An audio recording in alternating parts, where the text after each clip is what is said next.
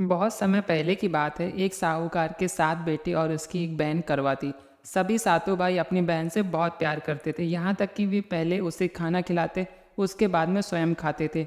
एक बार उनकी बहन ससुराल से मायके आई हुई थी। शाम को भाई जब अपना व्यापार व्यवसाय बंद करके घर आए तो देखा कि उनकी बहन बहुत व्याकुल थी। सभी भाई खाना खाने बैठे और अपनी बहन से भी खाने का आग्रह करने लगे, लेकिन बहन ने बताया कि उसका आज करवा चौथ का निर्जल व्रत है और वह खाना सिर्फ चंद्रमा को देखकर, उसे अर्घ देकर ही खा सकती है, क्योंकि चंद्रमा अभी तक निकला नहीं है। इसलिए वह भूख प्यास से व्याकुल हो उठी है। सबसे छोटे भाई से अपनी बहन की हालत देखी नहीं जाती है। वह दूर पीपल के पेड़ पर एक दीपक जलाकर चलने की ओट में रख देता है। दूर से देखने पर ऐसा प्रतीत होता है कि जैसे चतुर्थी का चांद उदित हो रहा हो। इसके बाद भाई अपनी बहन को बताता है कि चांद निकल आया है, तुम उसे अर्घ देने के बाद भोजन कर सकती हो। बहन खुशी के मारे सीढ़ियों पर चढ़कर चांद को देखती है, उसे अर्घ देकर खाना खाने बैठ जाती है।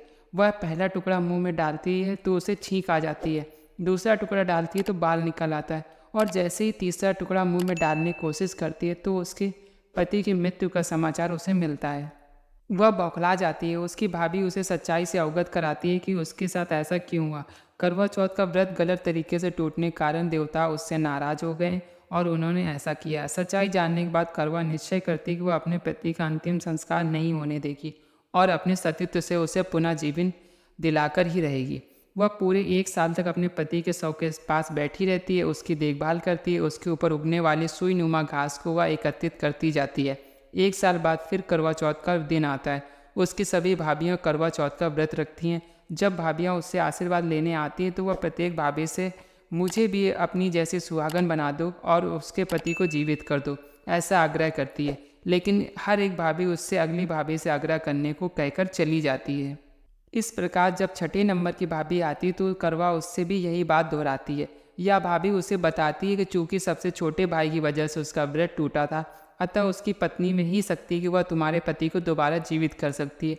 इसलिए जब वह आए तो तुम उसे पकड़ लेना, और वह जब तक तुम्हारे पति को जिंदा ना कर दे तब तक उसे नहीं छोड़ना। ऐसा कहकर वह चली जाती है। सबसे अंत में छोटी भाभी आती। करवा उनसे भी सुहागिन बनने का आग्रह करती है, लेकिन वह टाल मटोली करने लगती है।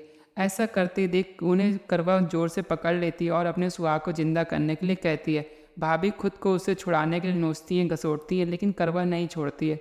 अंत में उसकी तपस्या को देखकर भाभी पसीज जाती है और अपनी छोटी उंगली को चीर कर उसमें से अमृत की कुछ बूंदें निकालकर उसके पति के मुंह में डाल देती है। करवा का पति ही तुरंत ही सीढ़ी गणेश कहता हुआ उठ बैठता है। इस प्रकार प्रभु कृपा से उसकी छोटी भाभी के माध्यम से करवा को अपना सुहाग वापस मिल जाता है। तो फ्रेंड्स, अगर आपको हमारे द्वारा दी गई करवा माता की यह जानकारी अगर पसंद आई हो तो आप तीर्थधाम यात्राओं को लाइक करें और चैनल को सब्सक्राइब करें और शेयर करना ना भूलें।